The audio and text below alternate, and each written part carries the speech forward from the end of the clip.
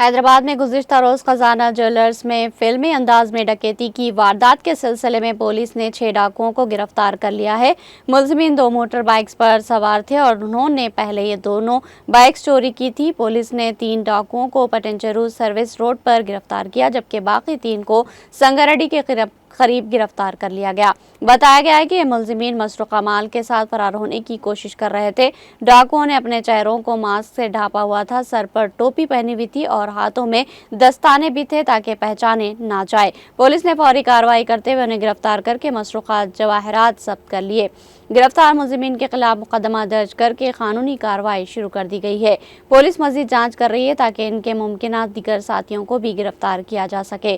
اس واقعے کے بعد علاقے میں پولیس کی حفاظتی نگرانی بڑھا دی گئی تاکہ اس طرح کے جرائم پر قابو پایا جا سکے اور عوام کو تحفظ فراہم کیا جا سکے۔ شہریوں سے بھی اپیل کی گئی کہ اگر وہ کسی مشکوک سرگرمی کا مشاہدہ کرے تو فوراً متعلقہ GHMC کو اطلاع دے۔